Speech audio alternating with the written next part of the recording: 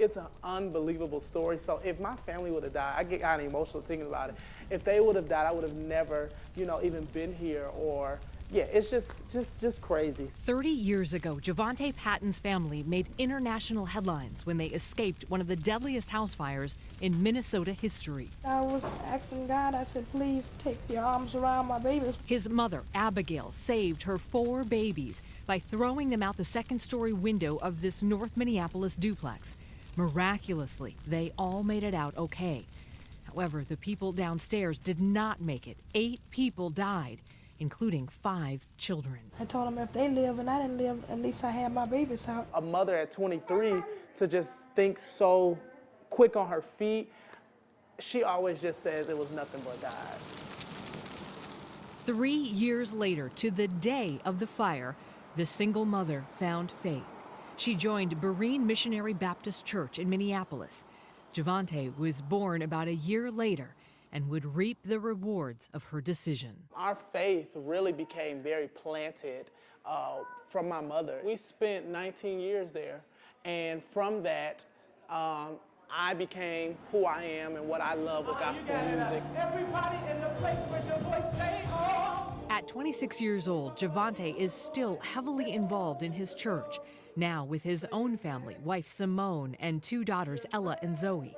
His love for gospel music stronger than ever. As a praise and worship music leader at Shiloh Temple, he's known for the powerful music he creates. Here we go.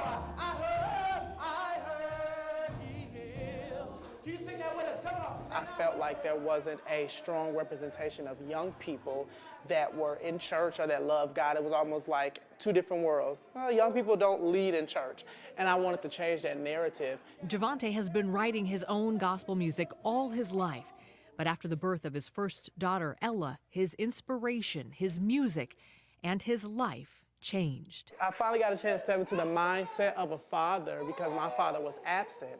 And so my love for her, I said, well, God has to love me 10 times, 100 million times more than I love her. And so I just put those songs into God talking to us as his children, and it became Finally Living. It's an invitation for your situation.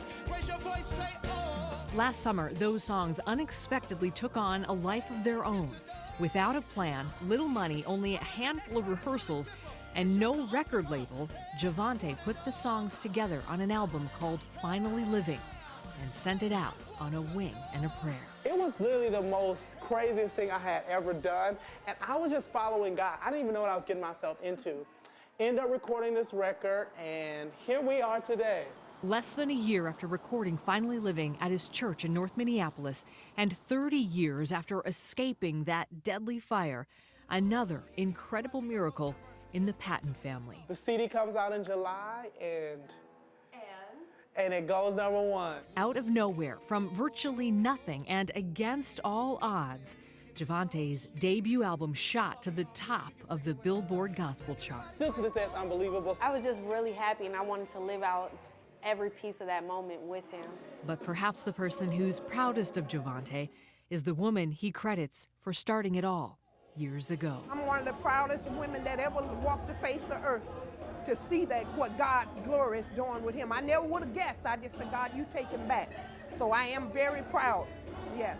Minnesota's own #1 Billboard chart-topping gospel artist, Jovonta Patton.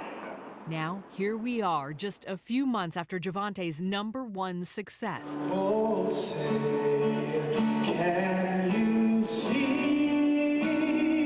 And his star is still rising. But making it big means very little to Jovonta. He wants to make it count. I heard he heals the sick, yeah. His journey focused squarely on his true love of family and gospel music. Everybody say, oh, oh.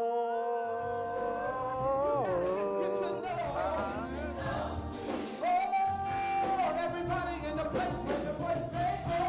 On lifting up those around him Right here. Get to know. and leading them to higher ground. Amy Hockert, Fox 9. Say, oh.